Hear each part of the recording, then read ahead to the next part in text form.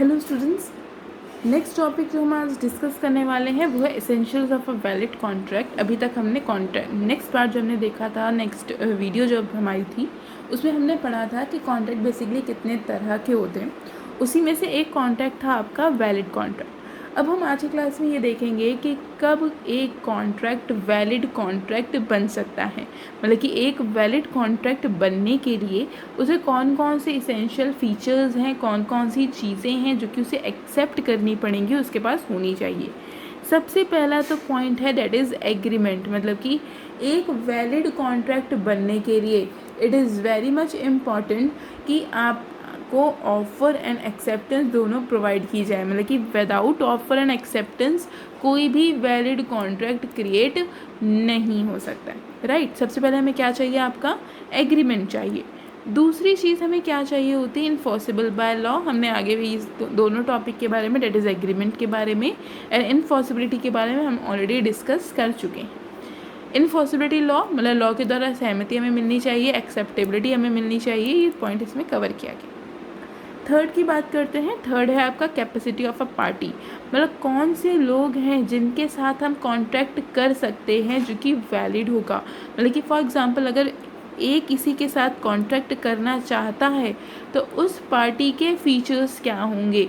सबसे पहली चीज़ must be a major, वो मेजर होना चाहिए, माइनर नहीं होना चाहिए। मतलब कि वो इंसान 18+ होना चाहिए, 18 साल से ऊपर का होना चाहिए, तभी हम उसके साथ किसी भी तरीके का कॉन्ट्रैक्ट कर सकते हैं। दूसरा पॉइंट साउंड माइंड का होना चाहिए। साउंड माइंड का मतलब दिमागी तौर से पूरी तरीके से सही होना चाहिए, मेंटल स्टेटस उसका एकदम परफेक्ट, एकदम सही होना चाहिए, उसे हम साउंड माइंड का कहते हैं। डेट इज़ पागल वगैरह वो नहीं होना चाहिए, ठीक है।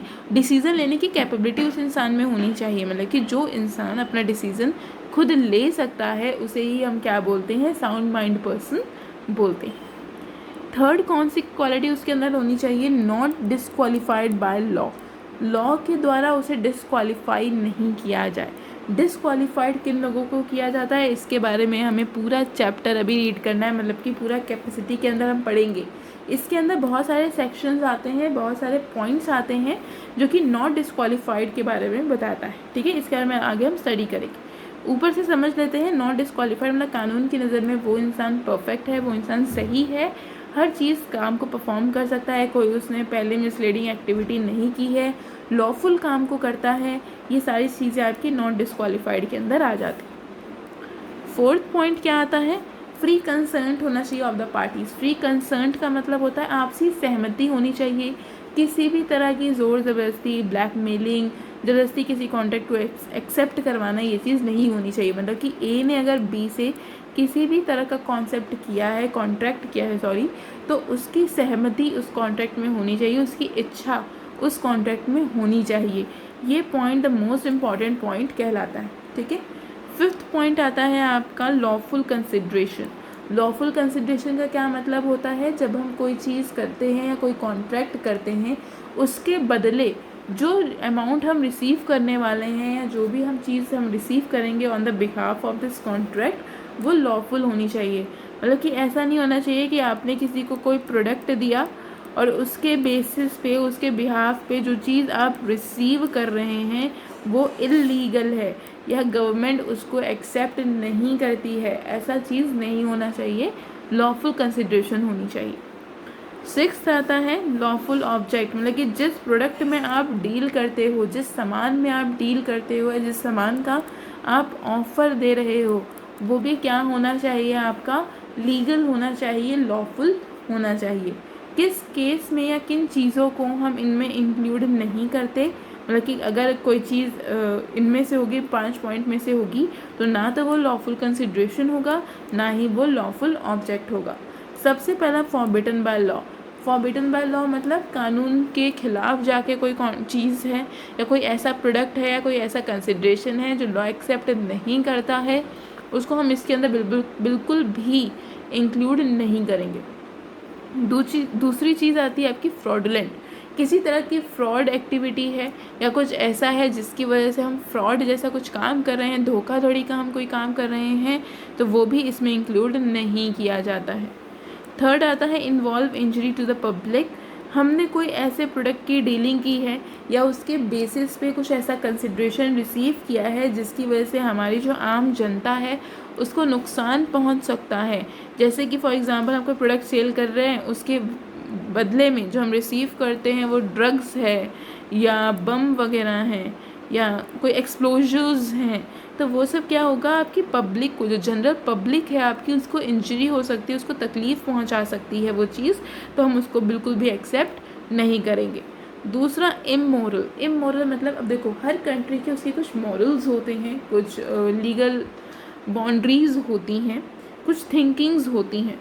अगर आपकी परफॉर्मेंस उनके मॉरल को हर्ट करती है, उनके रिलीजन को हर्ट करती है, उनकी थिंकिंग को हर्ट करती है, तो बिल्कुल भी lawful consideration and lawful object नहीं कहलाएगा।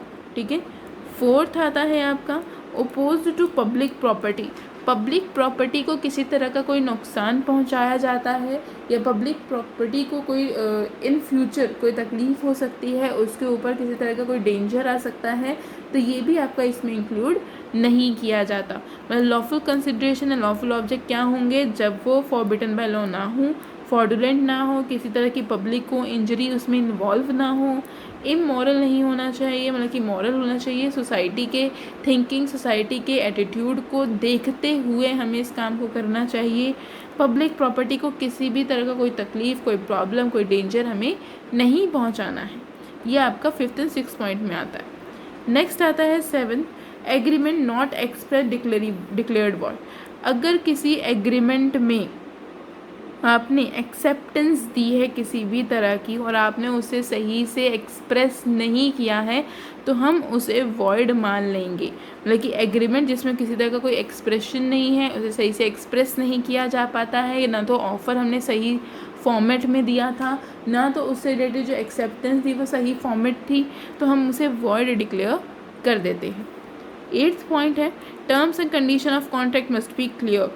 कॉन्ट्रैक्ट की जो टर्म्स हैं, जो कंडीशंस हैं, वो एकदम क्लियर होनी चाहिए। मतलब सामने वाली पार्टी को आपके प्रोडक्ट से रिलेटेड जो भी टर्म्स कंडीशन है उनको वो चीज़ें पता होनी चाहिए, वो क्लियर होना चाहिए, किसी भी तरह की बात उनसे छिपी हुई नहीं होनी चाहिए।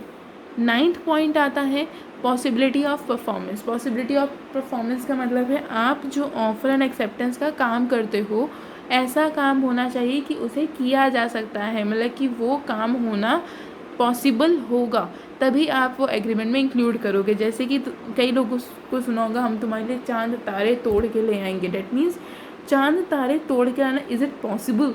वो पॉसिबल नहीं है। तो वैसे ही हम सिर्फ उन्हीं एक्टिविटीज़ को इसके अंदर इंक्लूड करते हैं जो कि पॉसिबल इन नेचर होती है। ठीक है। 4th आता है आपका लीगल फॉर्मेलिटीज़। कॉन्ट्रैक्ट से रिलेटेड जितनी भी लीगल फॉर्मेलिटीज़ होनी चाहिए कि ऑफ़र कैसे दिया जाएगा, किसी पार्टी को हार्म नहीं होना चाहिए, रूल्स रेगुलेशन सारे सेक्शंस, फ्री कंसर्न्ट होना चाहिए, ये सारी चीज़ें यहाँ पे देखी जाती हैं, मतलब कि लीगल फॉर्मेलिटीज़ में इंक्लूड किया जाता है। तो कोई कॉन्ट्रैक्ट कब वैलिड बन सकता है, जब एग्रीमेंट हो, मतलब कि ऑफर एंड एक्सेप्टेंस दी गई हो, इनफोर्सिबल बाय लॉ हो, लॉ के तरफ से मान्यता प्राप्त हो गई हो, कैपेसिटी ऑफ अ पार्टी, मतलब जिसके द्वारा वो कॉन्ट्रैक्ट किया जा रहा है वो मेजर होना चाहिए, मतलब 18+ होना चाहिए, साउंड माइंड का होना चाहिए, डिस्क्वालीफाइड नहीं होना चाहिए, फ्री कंसर्ट होनी चाहिए पार्टी की, मतलब कि आपसी सहमति पार्टी की होनी चाहिए, उसकी इच्छा अनुसार ही कॉन्ट्रैक्ट होना चाहिए। लॉफुल कंसिडरेशन, लॉफुल ऑब्जेक्ट जिसमें हमने forbidden by law, fraudulent, involve injury to public, immoral, oppose to public property, ये सारी चीज़ें देखी। इसके बाद है agreement not expressly declare void. कोई एग्रीमेंट है को सही से एक्सप्रेस नहीं किया जाएगा तो उसे हम वॉइड डिक्लेयर कर देंगे, मतलब कि वो वैलिड कॉन्ट्रैक्ट में इंक्लूड नहीं होता है। टर्म्स एंड कंडीशन, कोई भी कॉन्ट्रैक्ट की मस्ट बी क्लियर कर देनी चाहिए पहले से ही।